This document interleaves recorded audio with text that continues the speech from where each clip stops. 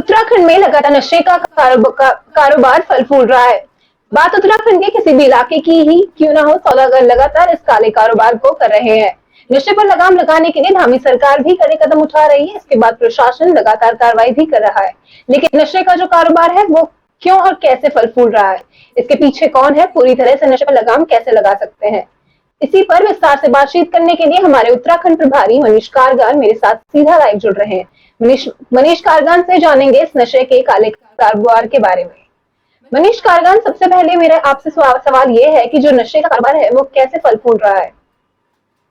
बिल्कुल कोमल, जिस तरीके से देखा जाए तो कुछ अगर हम बात करें, कुछ समय की बात करें पूर्व की तो देखा जाए तो उत्तराखंड के अंदर नशे का कारोबार बिल्कुल तेजी से बढ़ा है।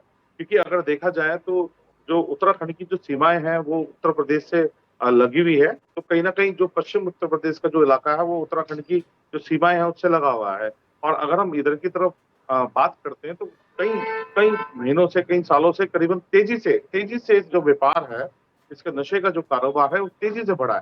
देखिए, इसमें चाहे भले ही हम बात करें हम उत्तराखंड के मुख्यमंत्री पुष्कर सिंह धामी की, तो उन्होंने भी इस पे संज्ञान लेते हुए इस पे निर्देश करे हैं कि नशे का जो कारोबार है वो कहीं भी बिल्कुल भी फले फूले ना। इसके लिए अगर हम बात करते हैं कि अगर हम देखें कि उत्तराखंड का जो जिला हरिद्वार जो जिला है वो उत्तर प्रदेश की सीमाओं से लगा हुआ है। तो कभी करीबन जो इस तरह की जो सीमाएं हैं तो कहीं ना कहीं ये भी लगता है कि दूसरे प्रदेश से अगर देखा जाए तो नशे का जो सीधा का सीधा कनेक्शन जुड़ सकता है। तो उसको लेकर के भी जो अगर हम बात करें हरिद्वार के जो कप्तान है उन्होंने भी बड़ी सख्ती इसके अंदर रखी हुई है। और कहीं ना कहीं अगर उनकी सख्ती को देखा जाए और उनकी जो इस मुहिम को देखा जाए तो कहीं ना कहीं जो नशे के जो तस्कर हैं इनको कहीं ना कहीं गिरफ्तारी करी गई है। अब देखा जाए अभी पूर्व में है बात करें तो करीबन लाखों रुपए का जो स्मैक है,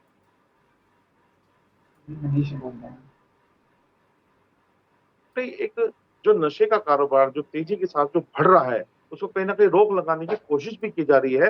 पर फिर भी तेजी से, क्योंकि युवाओं के अंदर हम बात करें कोमल, तो युवाओं के अंदर अब ये मनपसंद एक एक नशा बन चुका है। अगर देखें ड्रग्स स्मैक की बात करें, क्योंकि अगर हम इससे पहले की बात करें कि चुनावी जो मुद्दा था, इससे पहले अगर हम विधानसभा की बात करें तो यहाँ पर जो मुद्दा था वो नशे का ही मुद्दा था। इसको लेकर के जो दूसरे जो कैंडिडेट है उन्होंने इस मुद्दे को भी बड़ी खूबी से मिलाया, क्योंकि स्मैक जो ये स्मैक का नशा है ये बड़ा खतरनाक नशा है। इससे देखा जाए तो युवा पीढ़ियां है, युवा पीढ़ियां है वो पूरी पीढ़ी इसके अंदर बर्बाद हो जाती है। तो कहीं इसमें मुख्यमंत्री ने, चाहे प्रशासन ने, इसमें कहीं ना कहीं उनका संज्ञान होते हुए तेजी से कार्रवाई भी की जा रही है। कोमल, मनीष जी, नशे पर लगाम लगाने को लेकर सरकार भी सतर्क है, इसके बावजूद भी क्यों नहीं रुक रहा है। देखिए अगर हम बात करें कि जो नशे का जो कारोबार है वो कहीं ना कहीं एक तरह का एक एक गैंग है, एक सक्रिय गैंग है जो एक दूसरे लिंक के साथ जुड़े हुए रहते हैं। तो इस लिंक को तोड़ने की भी प्रशासन की, जो पुलिस प्रशासन है उसकी कहीं ना कहीं मुहिम है कि कहीं ना कहीं ये जो कनेक्शन है इसको तोड़ा जाए और कहीं ना कहीं जो इसके पीछे जो लोग हैं उनको ढूंढा जाए। देखिए अगर हम बात करें, अगर पुलिस प्रशासन की बात करें, हरिद्वार के जो नए जो एसएसपी आए हैं फलिंदर डोभाल जी, उन्होंने इसके अंदर तेजी से इसके अंदर काम करा है। और यहाँ पर देखा जाए तो करीबन लाखों रुपए की अभी स्मैक उन्होंने पकड़ी है। इसके बाद भी बड़ी इसमें कर करके कहीं ना कहीं शिकंजा कसने की कोशिश करी गई है। पर फिर भी जिस तरीके से अगर हम बात करें कि उत्तराखंड जो है वो एक पर्यटन नगरी भी, उत्तराखंड पर्यटन राज्य भी बनता जा रहा है। तो कहीं ना कहीं जो बाहर के जो लोग हैं वो उत्तराखंड आते हैं, यहाँ पर एक अपना एक एंजॉय करने भी आते हैं। तो उसमें कहीं ना कहीं डिमांड बढ़ जाती है। तो डिमांड बढ़ने से जहाँ डिमांड बढ़ती है वहां पर कहीं ना कहीं इस तरह के जो सौदागर हैं वो मौजूद हो जाते हैं, किसी न किसी रूप में वो अपना कारोबार को, स्मैक के जो कारोबार है इसको बढ़ा लेते हैं। तो प्रशासन की भी इस पे निगाहें, पैनी निगाहें, और मुख्यमंत्री ने साफ तौर पे कहा है कि नशे के से कोई भी समझौता नहीं किया जाएगा और नशे को बंद करा जाएगा। जितने भी ये जो जितना भी स्मैक और जो जो आ रहा है इस पे कड़ी न कड़ी कार्रवाई की जाएगी।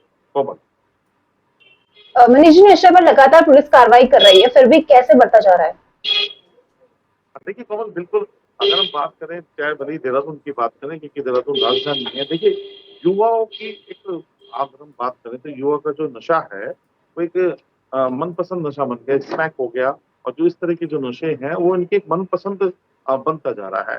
तो उसको लेकर के, क्योंकि युवा है, युवा अगर हम बात करें युवा का रहता है कि एक एक जिंदगी जिए, क्योंकि परिवर्तन भी आपने देखा होगा कई कई सालों में कई परिवर्तन भी आया है। तो इससे डिमांड धीरे धीरे बढ़ गई है, क्योंकि अगर हम बात करें जैसी डिमांड बढ़ती है तो कहीं ना कहीं इसके जो जो इसके माफिया हैं वो इसमें सक्रिय हो जाते हैं।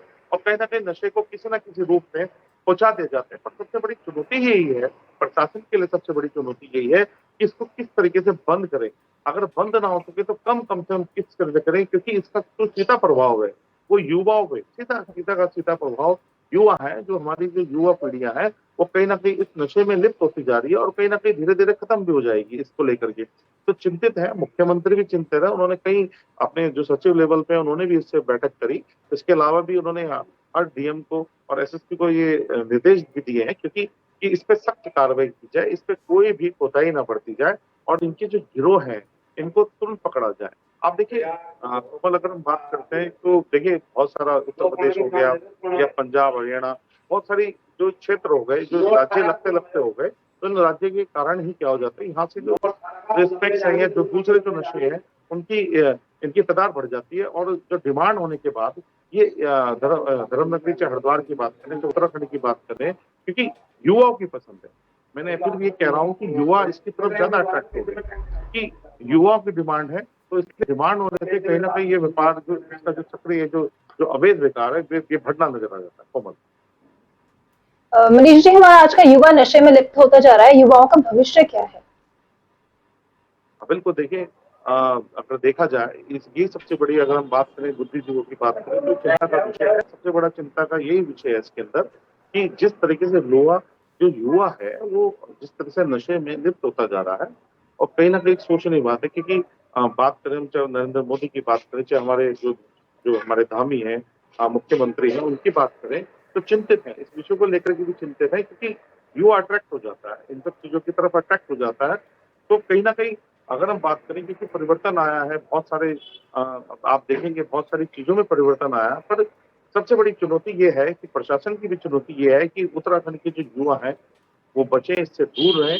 कई तरह के जागरूकता अभियान भी इसके अंदर चलाए गए हैं और कहीं ना कहीं अगर देखा जाए तो कहीं बहुत तरह की जो छापेमारी है, चाहे धर्मनगरी हरिद्वार की बात करें या हम अगर और जो इलाकों की बात करें, तो वहां पर छापेमारी जारी रहती है कि ये देखा जाता है कि जो गिरोह है इनको तोड़ा जाए। ये जो चैन जो बन गई है, इस तरीके से चैन बनी हुई है, इसको कहीं ना कहीं ब्रेक किया जाए। तो ब्रेक करने से कहीं ना कहीं इसको रोका जा सके, तो इसके लिए भी मुहिम जारी है और प्रशासन है अपने लेवल पे इसमें काम कर रहा है। मनीष, ऐसा क्या करना चाहिए सरकार और प्रशासन को ताकि नशे पर पूरी तरह से रोक लगा दी जाए? देखिए, अगर हम बात करें नशे की, तो इसके लिए अगर देखा जाए तो जागरूकता अभियान की बात है, वो हमारे जो युवा हैं उसमें भी जागरूकता अभियान उसमें बढ़ता जा रहा है। देखिए, अगर हम देहरादून की बात करें, देहरादून एक तरह का एजुकेशन हब बन गया है। अगर हम बात करें, एजुकेशन हब बन चुका है देहरादून।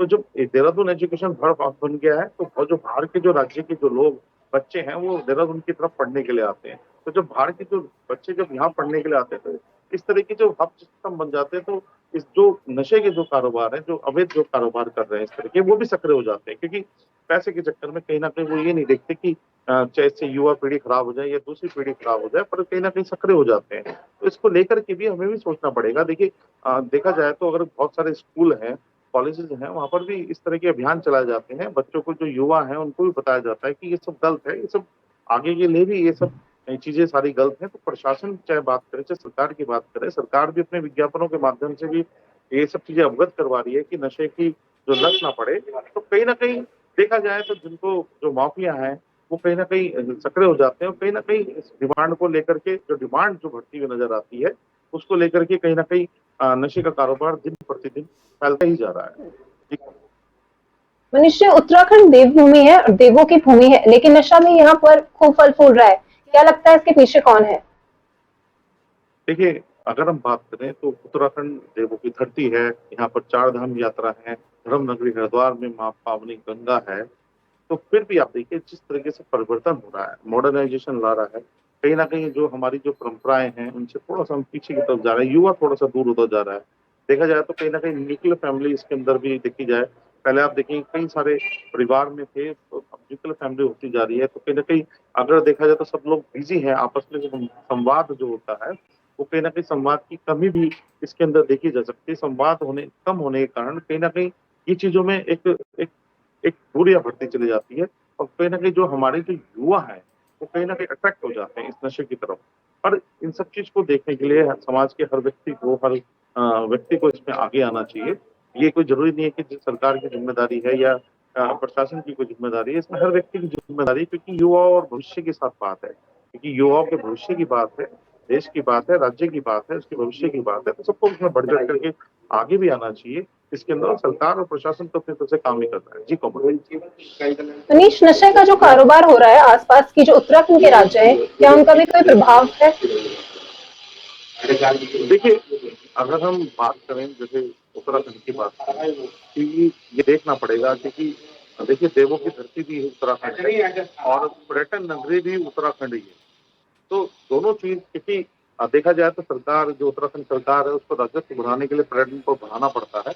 और इस बार देखेंगे भी करीबन 40 लाख से ज्यादा श्रद्धालु चारधाम यात्रा में दर्शन कर चुके हैं।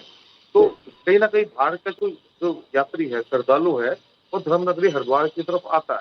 और देखिए, हर तरह का व्यक्ति होता है, तो कहीं ना कहीं जब वो आता है यहाँ पर होटलों में रहता है, तो डिमांड ऑटोमेटिकली बढ़ जाती है। पर्यटन बढ़ने से हर चीज की डिमांड बढ़ती है, चाहे वो होटल की डिमांड हो, चाहे वो खाने की डिमांड हो, किसी भी तरह की डिमांड हो। तो कहीं ना कहीं अगर देखा जाए तो नशे की जो डिमांड है वो भी इसी तरीके से धीरे धीरे बढ़ी है। और जब डिमांड बढ़ जाती है तो इसकी जो माफिया हो जाते हैं वो सक्रिय हो जाते हैं इसको लेकर के। तो इसी का एक रीजन भी ये नजर आता है कि जिस तरीके से उत्तराखंड में पर्यटन बढ़ा है, तो कहीं ना कहीं नशे का कारोबार भी बढ़ा है। सबसे बड़ी समस्या क्या है इसके अंदर, कि इसके अंदर स्मैक जो है, स्मैक बड़ी तेजी से बढ़ी है। स्मैक की जो बढ़नी बहुत एक अजीब गलत बात की है, क्योंकि बड़ी एक खतरनाक इसके अंदर ये ड्रग्स है, तो ये भी एक तेजी से बढ़ी है। और प्रशासन की ये कोशिश है कि इस तरह के जो नशे के जो कारोबार है, जो अवैध तरीके के जो कारोबार है, इन पे लगाम लगाई जाए। जी कोमल। मनीष, धन्यवाद आपका। तो सुना आपने कैसे ये नशे का काला कारोबार फल फूल रहा है, कैसे इस पर रोक लगा सकती है सरकार। सरकार प्रशासन को और क्या कुछ करना चाहिए, ये बड़ा सवाल है। फिलहाल मेरे साथ सिर्फ इतना ही। नमस्कार।